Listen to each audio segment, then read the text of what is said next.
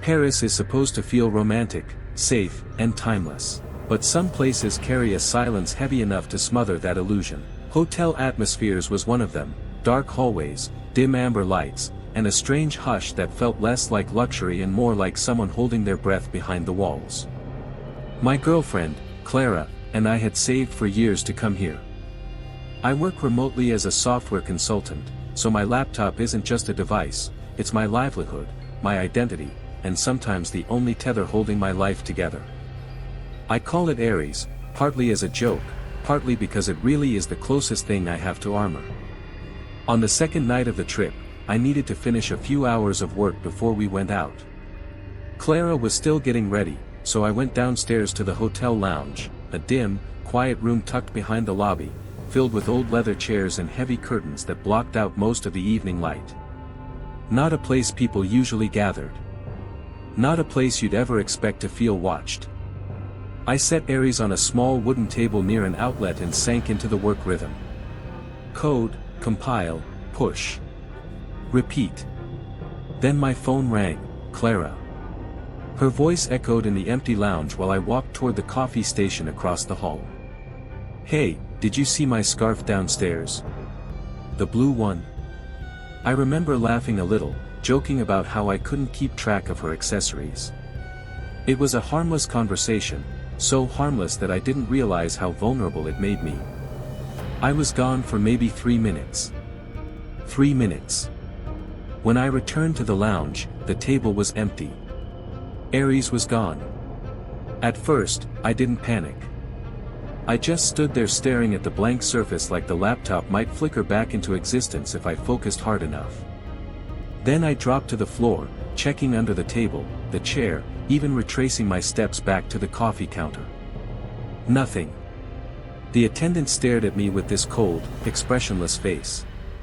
Did anyone come into the lounge? I asked. No, monsieur, he said. Only you. There was no concern. No curiosity. Just a faint annoyance, like I'd inconvenienced him by misplacing something trivial. That's when reality hit. Not just the loss of an expensive machine, but everything inside it, encrypted documents, contracts, work credentials, personal files, things that could ruin my life if the wrong person accessed them. Back in our room, Clara immediately noticed how pale I looked. What happened? She asked. My laptop. It's gone. She tried to calm me, offering logical explanations, but none of them mattered once I checked Find My device. The location pinged. It showed Aries still inside the hotel. And not just the hotel, the 7th floor. We were on the 4th. If it had been a random thief, they'd have run straight out the front door.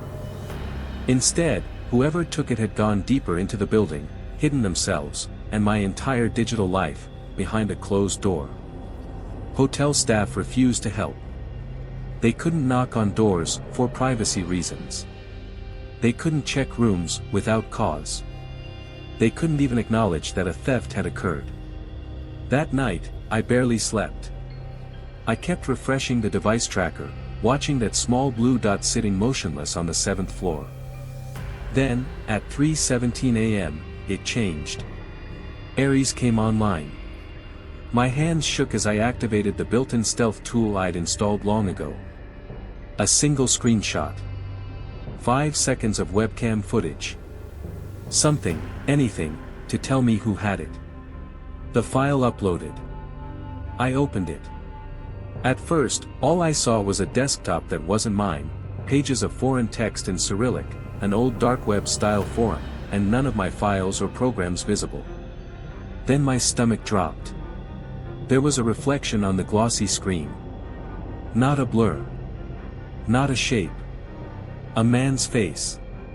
He looked like he was in his late 50s, thinning hair, large wireframe glasses. His expression wasn't startled or guilty. He looked entertained. Amused. Like he had expected me to take that screenshot. Like he had been waiting for it. And he was staring directly into the camera. The moment I exhaled, the connection cut off. Aries went dark again, offline, unreachable. Clara gasped when she saw the image. He knew you were taking a picture. Yes, I whispered. He looked straight at the lens. That was the moment the fear changed. It wasn't about theft anymore. It was about being hunted. I called the police again. They dismissed it. Hotel management dismissed it harder. They didn't even pretend to care. So I called my friend Jake, a cybersecurity analyst. The kind of guy who normally laughed off risks. But not this time. That forum is not good, he said. You're dealing with people who don't steal laptops. They steal identities. Or information. Or people. I don't know what pushed me, but eventually I couldn't sit still anymore. I grabbed Clara's phone, followed the digital trail Jake pieced together, and went up to the 7th floor myself. The hallway was silent. Too silent. The air felt cold. The carpets muffled everything. And somehow, even before I reached the correct room, I felt it. Like walking toward a predator's den. Jake had narrowed the signal to a cluster of rooms in the north wing. As I walked the corridor, each door felt heavier, darker, like any one of them could open on its own. Then I reached room 709. Something inside me knew. I pressed my ear to the door. Silence. No breathing. No movement. Just that oppressive, suffocating silence the hotel seemed built to preserve. I triggered the emergency command. The BIOS level alarm. Ares responded immediately. A shriek, high-pitched, ear-splitting, tore through the walls. It lasted 3 seconds. Then silence. Clara grabbed my arm, panicked, ready to run. But behind the door came one single sound. The deadbolt sliding into place. He wasn't surprised. He wasn't scared. He was acknowledging me. I wasn't supposed to be there, but he wasn't worried that I was. We fled down the fire stairs. Hotel staff arrived minutes too late to be useful. By sunrise, the room was empty. The man, registered under the name Mr. Sokolov, checked out before dawn, paid cash, and vanished. But something else happened. Something worse. Jake messaged me. Check the server. He left you something. I opened the temporary drive. There was a file. readme.txt. Inside was one sentence. Next time, mute the ringer. He had heard Clara's call. He knew the moment I was distracted. He had been close, closer than the hotel cameras, closer than anyone realized. Closer than I will ever be comfortable thinking about. I stared at that final message so long my vision blurred. One sentence. 11 words. And somehow they cut deeper than any thread could have. Because they meant he'd been watching me long before he ever touched my laptop. Next time, mute the ringer. He knew exactly what had distracted me. He knew what moment I'd stepped away. He had been close enough to hear the vibration of my phone on the wooden table. Close enough to observe the conversation, the subtle shift in my attention, and the perfect window to strike. And he wanted me to know it. Clara and I left Paris that evening. We didn't even pack carefully, we just grabbed everything we could and rushed to the airport like the city itself had turned hostile. On the plane, she kept whispering reassurances, but all I could think about was that split-second distraction. The vibration. The missed warning. The fact that he knew exactly what bait worked on me. That wasn't theft. That was profiling. By the time we landed home, paranoia had settled into my bones. I replaced every password. Bought a new laptop. Wiped my phone twice. But no matter how many locks I changed, the feeling stayed, the sensation of being observed from a distance I couldn't measure. If you've ever been truly watched, you know it's not a fear that fades. It becomes a shadow that follows you everywhere. For weeks, nothing happened. No weird emails. No unusual pings on my network. No new logins from foreign IPs. Life moved normally. Then the strangeness began. It started small. Unsettling. Easy to dismiss, if I had wanted to. The first thing I noticed was my router logs. A connection attempt at 3:17 a.m., the same time Aries went online in Paris. It didn't connect, but someone had tried to access my home network. The IP was masked. The signature was foreign. But it wasn't sophisticated enough to be random. It was intentional. A knock on the digital door. Just a reminder. 3 days later, I received an email. Completely blank. No text, no attachments. Only one thing stood out: the sender's address was a string of random letters, but the domain wasn't random. It was .ru. Clara told me I was overthinking it. Jake told me to monitor everything and keep him informed. But neither of them saw the pattern forming in the corners of my life. One night, I was working late, a mug of cold coffee next to me, when I heard a vibration on my desk. I'd silenced my phone, completely muted. But the sound didn't come from my phone. It came from the drawer. My stomach dropped. Inside was an old, dead phone I hadn't used in years. Battery removed. No SIM. No power. Yet I swore I heard it vibrate. That's when I realized, the sound was identical to the vibration Aries made on the wooden table in that Paris lounge. A phantom noise. A replay. A taunt. The real escalation came a week later. I woke at 2:43 a.m. to the glow of my computer screen flashing on. I hadn't touched it. It wasn't set to auto-update or wake. My first instinct was to unplug it, but then I saw what was happening on screen. A cursor moved. Slowly. Purposefully. Someone was connected. Remotely. Through a channel I couldn't identify.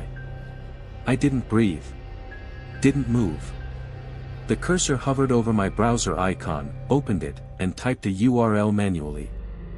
A Russian dark web forum. The same layout I'd seen reflected on Aries' screen. Then the cursor stopped typing and deleted the text. All of it. Letter by letter. Like whoever was on the other end was reconsidering something. Then a small text window opened.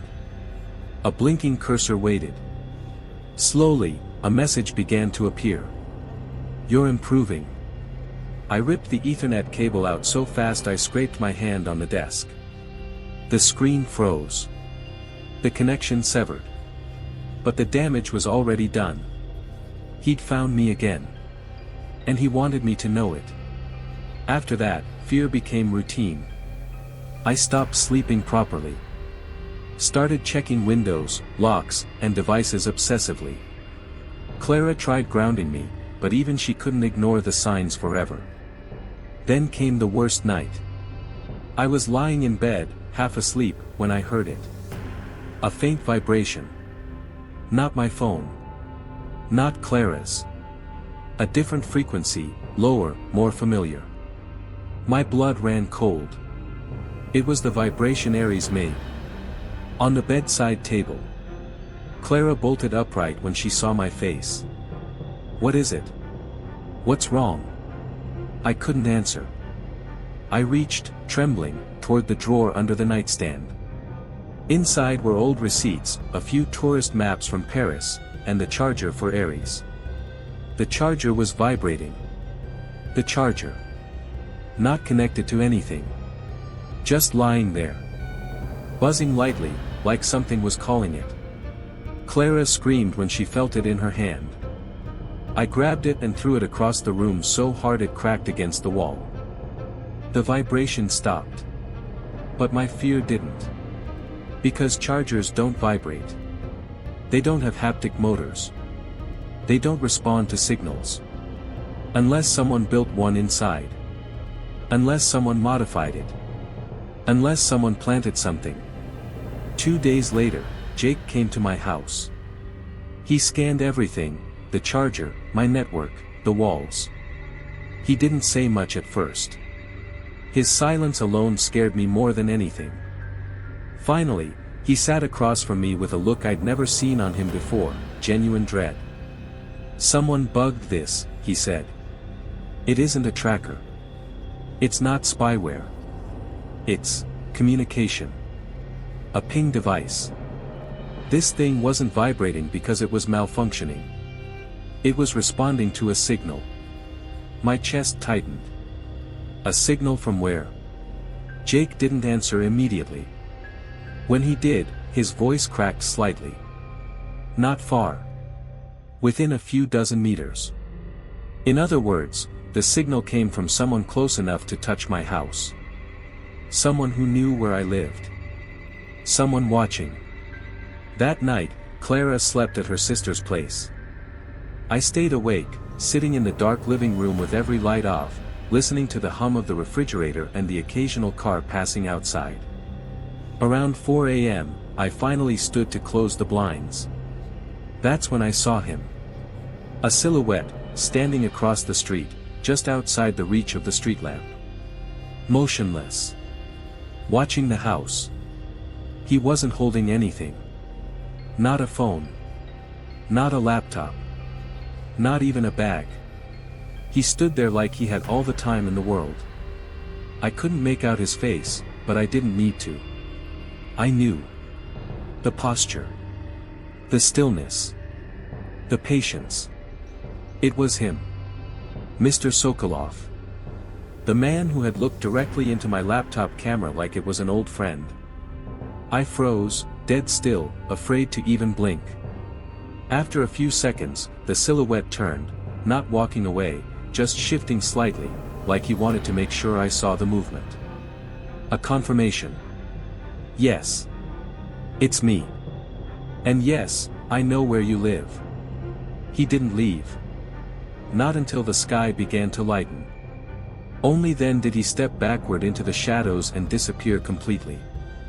Jake wanted me to go to the police. Clara begged me to leave the country. I didn't do either. Because there's one thing they don't understand. This isn't a crime anymore. This isn't about a laptop. It isn't even about information. This is a game. A long one. And I don't get to choose when it ends. Some nights, I still hear phantom vibrations.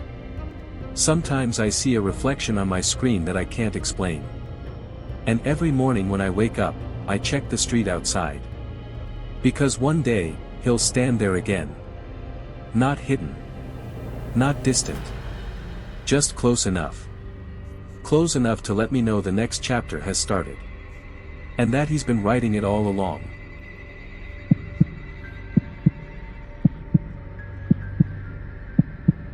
The year after I graduated college, I landed what I thought was a dream job at a fast-growing Seattle startup called Nexus Dynamics.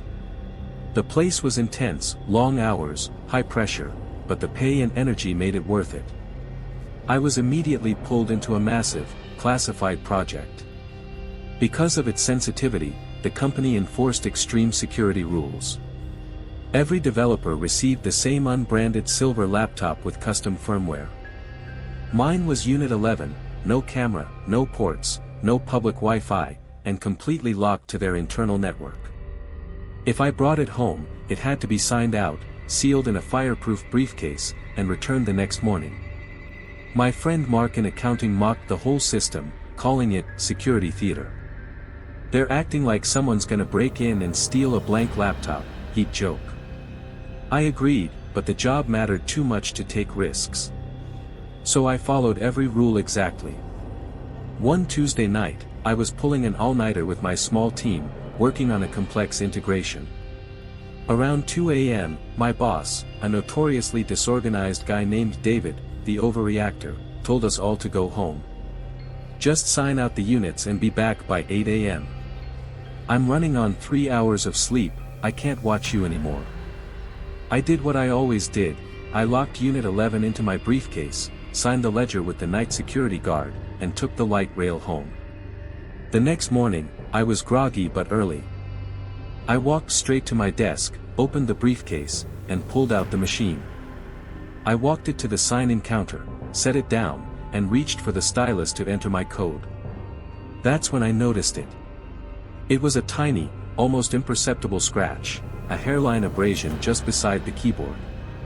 It was so faint, I would have missed it if the office lights hadn't caught the metal just right. My laptop, Unit 11, was absolutely immaculate. I cleaned it every night. This scratch hadn't been there. My mind immediately jumped to the worst case. Was it swapped? I checked the serial number. It was Unit 11. I checked the internal file hash. Everything was correct. Mark saw me staring at the tiny mark. "What is it, an existential crisis over a smudge?" he asked, walking by. "No, look," I whispered, pointing to the scratch. "I swear that wasn't there last night. I'm paranoid, but I think someone tried to open the case."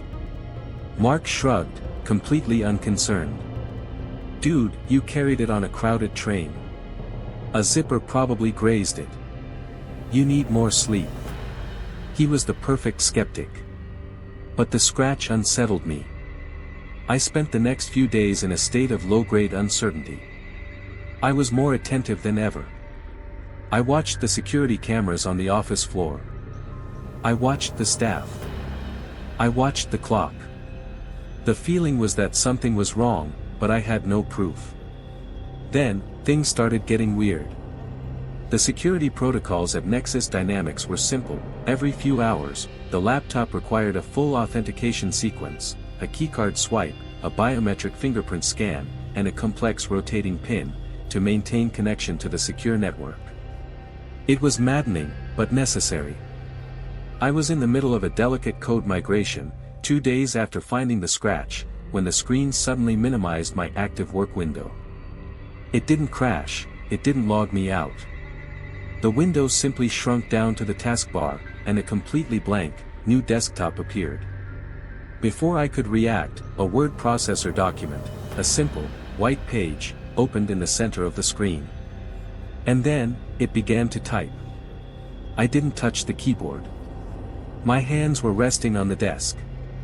But the cursor was blinking, and words were appearing, letter by letter, at a steady, human pace. "The migration on Sector 4B is going well." I froze. That was exactly what I was doing. That was the name of the project. The typing paused. I was so terrified my heart felt like it was trying to punch its way out of my ribcage. I frantically reached for the power button, but I was so panicked I couldn't press it. "You should probably be using a distributed hash table for the key." That was a specific, technical suggestion for the exact problem I had been struggling with for the past 2 hours. It was an insight that only a highly skilled developer could have, and it was one I hadn't even thought of yet. I finally managed to slam the power button. The screen went dark. I sat there, breathing hard, the silence of the nearly empty office amplifying my panic. I was in a secure facility, on a closed network, using a machine with no camera and no public internet access. There was no way to remotely access the machine. It was impossible. I brought the laptop straight to David, my boss, the overreactor. He was immediately defensive, treating it like a personal attack. "It's a firmware glitch," he insisted, pacing his office. "A low-level memory leak. It's writing garbage to the screen." It was coincidental. "David, it was giving me highly specific, correct programming advice for a project that doesn't officially exist outside of this team." I argued, my voice shaking. "Someone is either on this machine, or they are watching me through some other means." He finally calmed down, a touch of fear creeping into his eyes. He checked the machine. He ran diagnostics. He found nothing. No malware, no remote access logs, no network intrusion. The computer was, by all technical accounts, clean. He decided that to calm my nerves, I would be assigned a new unit. Unit 11 was sent to the secure lab for a deep-level forensic analysis. For the next week, things returned to a shaky normal. I was on Unit 12 now. I felt marginally safer. The incident started to recede into a weird memory. Maybe David was right, maybe it was just a glitch and I was overreacting. Then, I was in a meeting with the rest of my team, standing in front of the main projected screen, presenting my work on Unit 12. Everything was fine, all eyes were on the complex technical diagrams I was showing. Until a new, simple text file suddenly opened on the projected screen. The text was short, but it completely silenced the room. "Look at your left shoe. Is that a hole in the sole?" I stared at the screen, a cold, empty feeling washing over me. Everyone in the room turned to look at me, and then slowly, awkwardly, they looked at my feet. My left shoe. The sole. I had been meaning to get them repaired for weeks. There was a small, worn patch of black rubber that was frayed and starting to thin out, visible only if you were looking directly down at it from a close distance. I felt every single pair of eyes in the room land on the tiny, embarrassing flaw on my shoe. I couldn't breathe. This was no memory leak. This was no technical glitch. This was a direct, observed, personal message. Someone was watching me.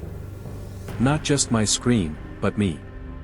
Every movement, every flaw, every small detail. And they were using the company's impenetrable, closed system to communicate with me in real time. The question wasn't how they got into the network. The question was, where was the camera? The silence in the meeting room was total. My boss, David, finally broke it, his face a mottled mix of fear and professional indignation. "What the hell is that? Disconnect. Disconnect it now." I yanked the projector cable out of Unit 12 so hard the laptop slid across the table. I felt a spike of pure, raw panic. My heart was slamming against my ribs. I wasn't just worried about losing my job, I was worried about my physical safety. Someone was not only in the deepest parts of this supposedly secure network, but they had a literal, physical line of sight on me. I ran to the restroom, splashing cold water on my face, trying to rationalize. How? Where? There was no camera on the laptop. No phones allowed in the secure zone. The office had no windows facing my desk. The general overhead security cameras were low resolution and too high up to see a tiny detail on my sole. The answer had to be something simple, something I was missing. I sat in a stall, thinking, running through every tiny detail of my workspace. The air conditioning vent? No. The fire alarm? Too small. Then, a memory flashed back, the scratch. The tiny, hairline abrasion on Unit 11, the first laptop. I immediately called Jake, the cybersecurity friend from the first story, who was the overreactor, but also the most knowledgeable. I told him everything, the typing, the advice, the shoe. "They're not on the network, man," Jake said, his voice tense. "They're on the machine. Think about the scratch. They didn't swap the laptop, they opened it. They're professional. They installed a hardware keylogger with a tiny embedded optic." The realization hit me with the force of a physical blow. A hardware-level exploit. Something that bypassed all the software security. "But the company is so paranoid," I stammered. "They checked the firmware." "Firmware is software," Jake countered. "The scratch was next to the keyboard, right? They didn't need to get to the circuit board. They needed to install something small, almost flush with the chassis, that looked like an accident. They put a microscopic pinhole camera in the laptop's housing, probably camouflaged to look like a tiny manufacturing imperfection or a piece of dust. It made terrifying, perfect sense. The laptop had no built-in camera. But they had added one. And the keyboard area, being close to my hands and my chest, offered the best, unobstructed view. A tiny optic, pointed at me, relaying data out through a microtransmitter that piggybacked on the network card's secure signal. They didn't need to hack the network. The laptop itself was the perfect, customized surveillance device. The worst part, they didn't care about the code. They cared about the developer. They weren't stealing the project, they were hijacking the person writing it. I walked back to my desk, my heart filled with cold fear. I looked at Unit 12. My new laptop. I knew, with absolute certainty, that the same thing had been done to this machine. I was still being watched. The person behind this wasn't just a thief, they were a handler, meticulously monitoring my every action, and correcting my code to ensure the project was finished their way. I couldn't alert David or the company. If they thought I was compromised, they'd lock me out and destroy my career. They'd already dismissed my claims as a glitch. I needed definitive proof. I walked over to Mark's desk. He was hunched over his unit, wearing his signature skeptic face. "Mark, I need you to do me a favor. A massive one. You have to be absolutely cool about this." He looked up, annoyed. "What? Trying to get me fired, dude?" "No. I need you to check something on my laptop," I said, handing him Unit 12. "Take it to a corner of the break room, away from the secure zone. And when you think no one is looking, hold a bright flashlight directly over the top right corner of the keyboard." He sighed, but seeing the intensity in my eyes, he grudgingly took the machine. All right, the security theater continues." I watched him walk away. I couldn't move. My survival instinct was screaming at me to run, but my mind was fixated on the outcome. He returned 5 minutes later.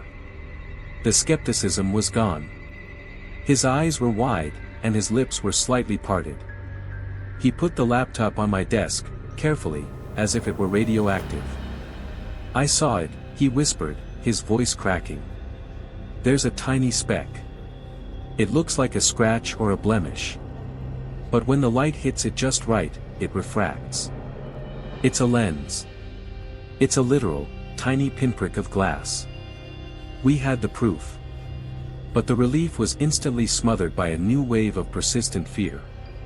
The lens meant they had seen me telling Mark. They knew the jig was up. I knew I couldn't just leave the building. The second I tried to walk out, I was certain the security system would lock down. I had to create a distraction. I looked at David's office. The overreactor. I grabbed the heaviest object I could find, a brass paperweight, and walked quickly to his office. Without a word, I slammed the paperweight down on the glass top of his desk. The sound was deafening. Glass sprayed everywhere.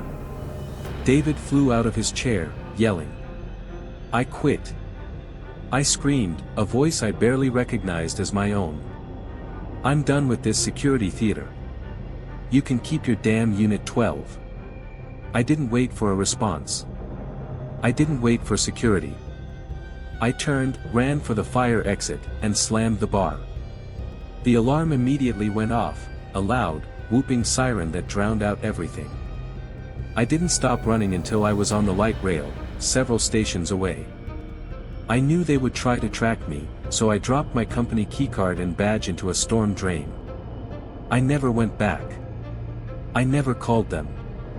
I called Jake and had him wipe every single piece of my private data from the cloud, and I changed every password I owned. The company, Nexus Dynamics, imploded 3 months later. There were vague news reports about an internal security breach and project integrity failure. They didn't mention the micro-optics or the personal surveillance. My reflection on the event is the haunting conclusion: I wasn't an employee, I was an asset. The laptop wasn't a tool, it was a leash. I was a key to a vault, and my unseen handler had simply guided my hand, personally, to open the lock. The psychological terror isn't that someone watched my screen. It's that they saw a small, insignificant hole in my shoe, and they knew that by pointing it out, they could prove they were watching, and break me completely. I live with the fear that every lens, every tiny speck of glass in a crowded room, is a new pinhole camera, waiting for me to make another personal, physical mistake. I'm afraid of showing my flaws.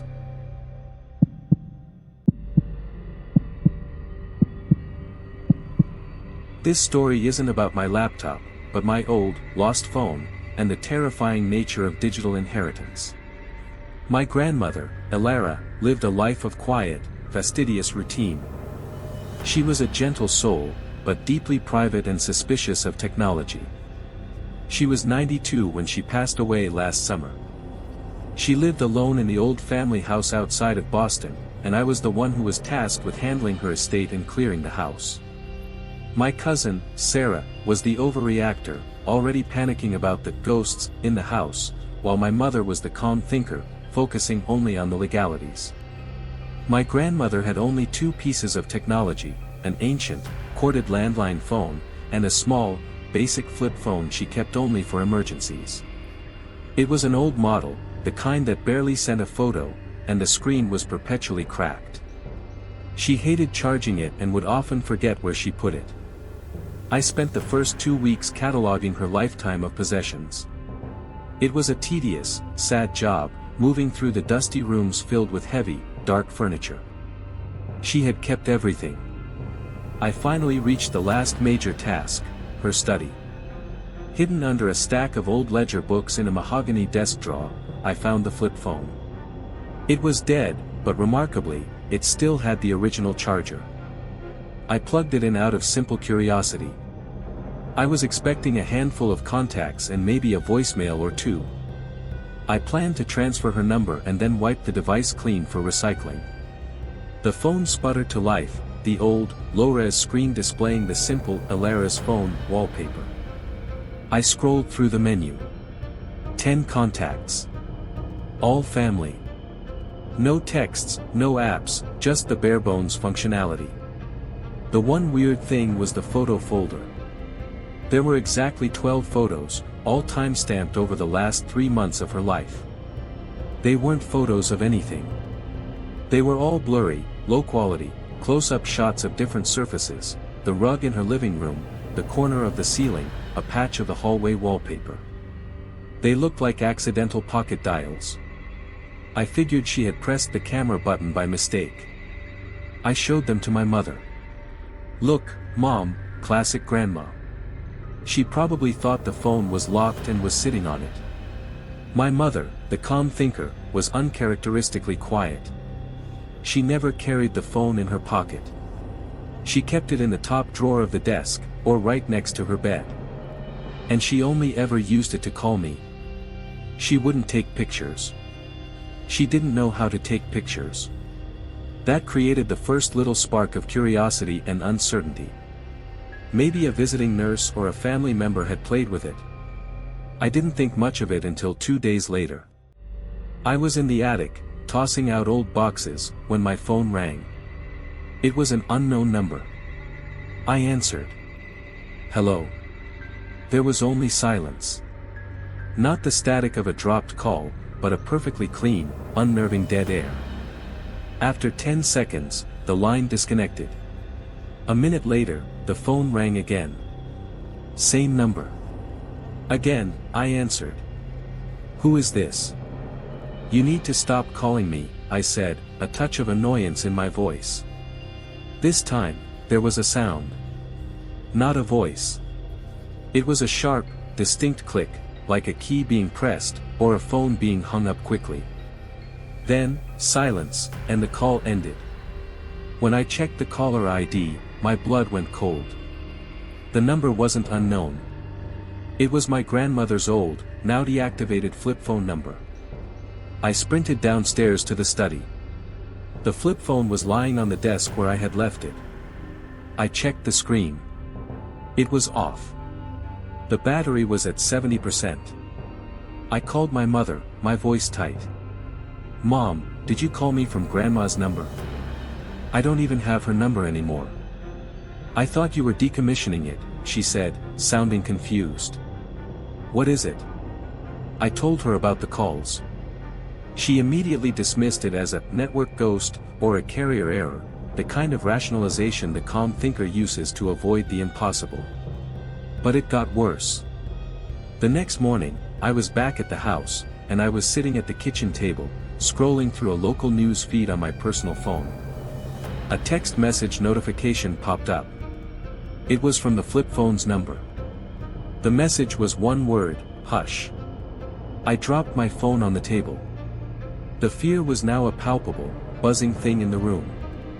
I walked over to the desk and stared at the flip phone. I didn't touch it. I just looked at its cracked, inert screen.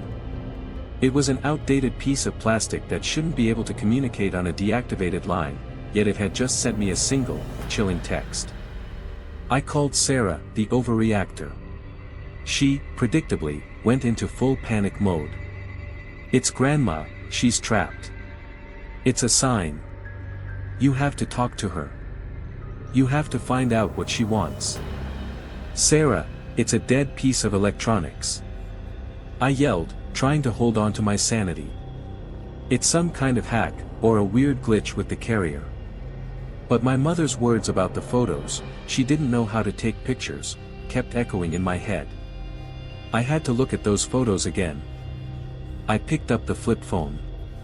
I navigated to the photo gallery. The 12 photos were still there. I opened the first one, a blurry, close-up of the floral wallpaper in the hall. But as I looked at it, a new detail emerged. In the lower right corner of the image, where the flash had caught the fibers of the paper, there was a faint, almost transparent reflection. It looked like an eye. Not an old woman's eye. A younger, sharper eye. I went through the other 11 pictures, carefully studying the reflections. Photo 3, a reflection in a polished wooden dresser. A distorted, long-fingered hand holding the phone. Photo 7, a reflection in the glass of a picture frame.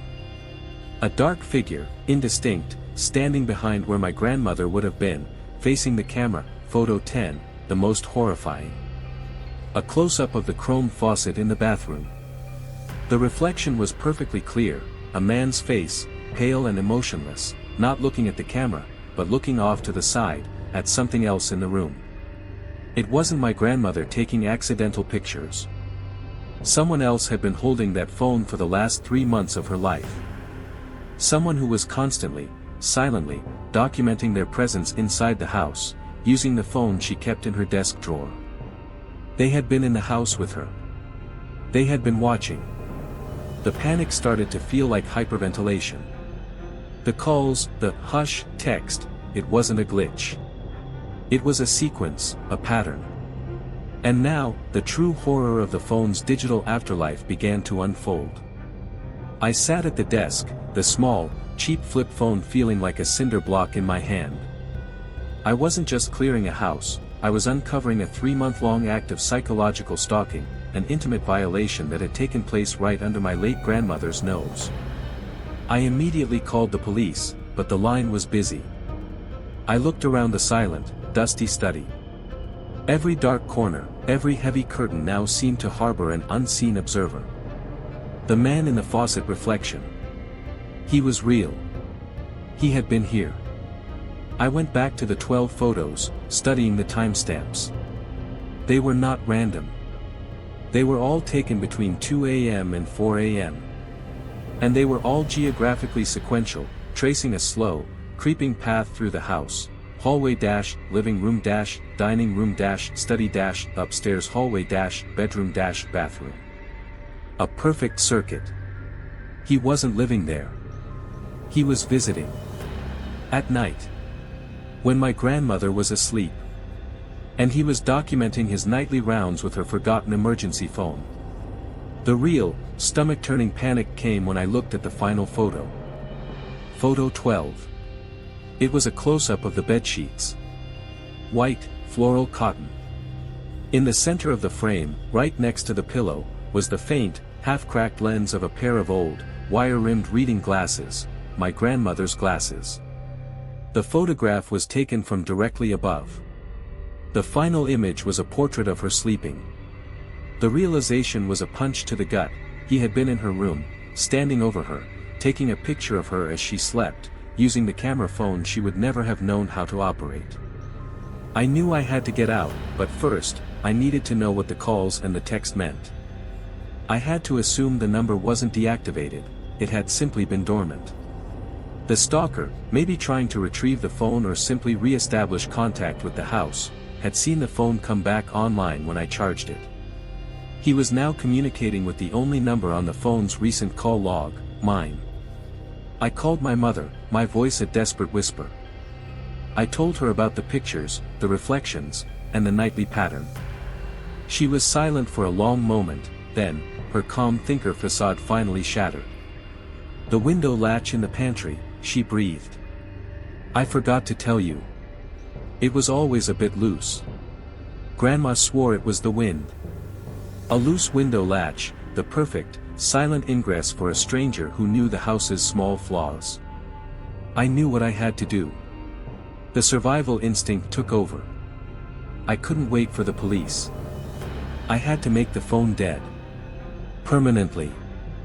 I picked up the flip phone, rushed to the kitchen, and grabbed a cast iron skillet. Before I could smash it, the phone's screen, which had been off, flared back to life. A new text message was received. I held the skillet over my head, staring at the screen. The text was 2 words, "Wrong drawer."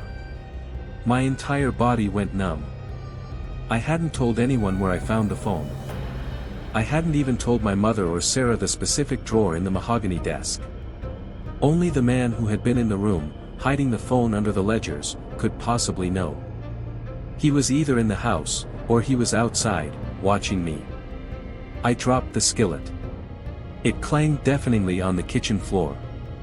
I didn't smash the phone. Instead, I did the only thing I could think of to save myself. I threw the small, black device as hard as I could, out the open kitchen window and into the dense, overgrown hedge in the backyard. The small, satisfying thunk of it hitting the leaves was the last sound it made. I ran out the front door, got into my car, and drove. I drove for hours, eventually meeting my mother and Sarah at a neutral location 100 miles away. I never went back to that house alone. We hired a professional security team to finish clearing it.